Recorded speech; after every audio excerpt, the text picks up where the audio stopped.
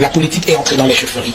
Et ça a été toujours le combat de Jean Ramos Secoudiou, c'est-à-dire de ne pas faire de la politique partisane. C'est pour ça qu'il n'a jamais pris la carte ni de l'UPC, ni du RDPC quand le RDPC est arrivé au pouvoir, encore moins celui du SDF ou d'un autre parti politique. Et pourtant... Bon, rares sont ceux qui savent que j'ai été dans mon groupement ici, le tout premier président du comité de base de l'UC. Voilà. Et le tout premier président de section de l'UNC. Et j'ai été membre du bureau de la section départementale du RDPC en tant que délégué au conflit. Et c'est quelqu'un qui a toujours essayé d'éviter d'entrer dans le jeu politique. Parce qu'il n'a jamais pris la carte ni de l'UPC, ni du RDPC quand le RDPC est arrivé au pouvoir, encore moins... C'est sûr, hein?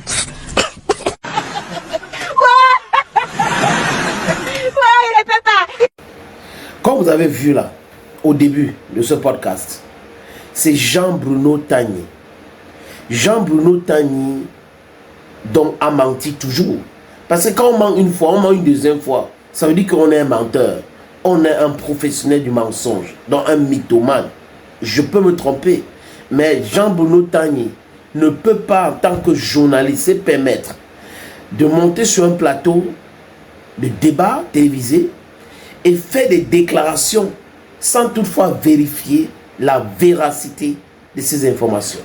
Il prend sur lui de dire que Secoudiou Jean Ramos, Sa Majesté, n'a jamais adhéré à l'UPC, ni à n'importe quel parti politique au Cameroun. C'est pour cette raison qu'on le respecte. Non, mais non. Il est respecté par ses positions. Il est respecté parce qu'il est resté comme ça. Il est le chef.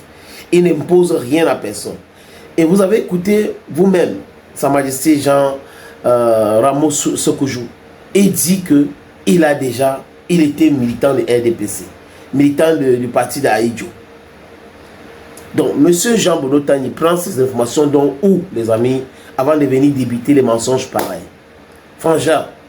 Donc, ça veut dire que ton livre que tu as écrit dernièrement là, c'est une tissu de mensonges parce que la dame qui travaille, je ne vais pas citer son nom, ça ne m'intéresse pas, qui travaille avec Samuel Eto'o-Fils, ou du moins autour de la communication de Samuel Eto'o-Fils, avait même dit que c'est un ramassis de Congo ça que tu as fait et qu'il n'y a rien de vérifiable. Donc, ça tombe bien. Les gens donc constatent aujourd'hui que, à travers les différents archives qui sont en train de sortir, tu as toujours baigné dans ce truc-là. Raconter des choses que tu n'as jamais vérifiées. C'est pas si tu as interviewé Jean Ramos Secoudiou, Sa Majesté, mais tu pouvais même prendre ton téléphone ou vérifier les choses. En ligne, aujourd'hui, on a tout cela. Mais les gens qui se croient déjà arrivés, qui sont bons, je suis ceci, je suis le gars, ils ne veulent pas vérifier les informations. Hein. Ils entendent les rumeurs, les trucs que les gens ont racontés. Non, il n'a jamais été dans tel parti politique. Parce qu'on a répété ça en maintes reprises. Pour lui, c'est agent comptable. Pour lui, c'est bon. Voilà. Ça veut dire que Jean Ramos Secoudiou n'a jamais adhéré à un parti politique. Et j'ai dit encore à mon frère Jean-Bruno, attention, attention. Tu vas aller comme ça, au fur et à mesure que tu vas continuer comme tu es en train de faire là. Tu vas te dire que you are going to fall into a discredit that you don't imagine. Parce que quand on est animé par la haine, ça donne ça. Ça donne les réactions pareilles. Ce n'est que ça. Parce que si on n'est pas animé par la haine, on va essayer de vérifier certaines choses. Parce que oui, on va apprécier l'autre. On veut montrer que l'autre fait bien. Et on veut déprécier l'autre. On veut montrer que l'autre ne fait pas bien. Juste parce que nos intérêts personnels ont été mis en difficulté. Mais tes intérêts ne sont pas les intérêts de tout le monde. Tu ne peux pas prétendre être quelqu'un qui est là pour l'alternance, la justice et tout ça là. Et tu ne protèges pas les intérêts de tout le monde. It doesn't make sense, Jean-Bruno. Je sais qu'il y a d'autres personnes qui vont venir me dire non, sénateur, il faut le laisser, ne fait pas la publicité. C'est pas la publicité. C'est un frangin. J'ai le droit de lui dire ce qu'il pense. Oui, c'est très important. J'ai le droit de lui dire ce qu'il pense. Parce que tout ça, mensonge, mensonge ici, mensonge. Si tu as déjà menti 5 fois sur 7, on peut te considérer comme un menteur. Oui, sans se tromper, on peut te considérer comme un menteur. Et donc, Jean-Bruno nous a démontré encore à travers cet extrait que vous avez vu là, que la vérité, la justice, ce n'est pas son dada. Ce qui l'intéresse, c'est de faire bonne presse. C'est de parler pour qu'on dise oui, le gars là a encore parlé, il est beau, il est ceci. C'est ça. Hein? C'est ça. Et j'ai dit encore, vous ne pouvez pas travailler avec quelqu'un et vous venez écrire un livre pour raconter des histoires. Tu es comptable de ce qui se passe et ce qui s'est passé. Et tu viens montrer que non, parce qu'on t'a mis en difficulté. Les gars qui pensaient que, oui, après l'élection de Samuel Eto'o fils, le football, ça devait être leur affaire. Ils devaient faire beaucoup d'affaires avec le football. Ils devaient s'enrichir. Les gars là sont en train de mal dormir. Et mon frangin dort mal aussi pour ça. Allez regarder ces plateformes, ce qu'ils postent. Si Eto'o fait un truc qui est bien, le gars, il ne va pas poster.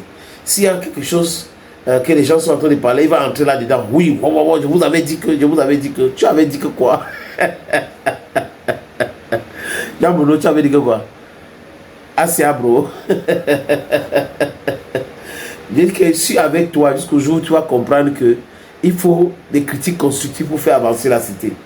Ce n'est pas de l'acharnement, parce que ce que tu fais là, c'est l'acharnement. Le Premier ministre fait la collade avec Samuel Eto'o, ça t'énerve. Samuel Eto'o salue une femme, ça t'énerve. Il part rencontrer un enfant, ça t'énerve. Il dit bonjour à X, ça t'énerve. Il montre sa maison, ça t'énerve. Il dit que il ne prend pas le salaire à la FICAFO, ça t'énerve. Il est dans son jet privé, ça t'énerve. Il monte dans le train, ça t'énerve. Il montre qu'il est pauvre, ça t'énerve. Il montre qu'il est riche, ça t'énerve. Ce n'est pas cohérent. Ce n'est pas du tout cohérent. Sors de là. Sors de ce truc-là, frangin. Thank you, friends. Partagez ça, envoyez ça à mon ami, à mon frère, Jean Bruno. Vous savez, hein, c'est sans rancune, mais il me connaît très bien, on se connaît, d'autres personnes et tout, donc je dis ce qu'il pense, et le reste, ce n'est pas important pour moi, because I have a thick skin. I have a thick skin. Thank you, friends, for always watching vids on this platform. If you have time, please share, and subscribe. Bye-bye.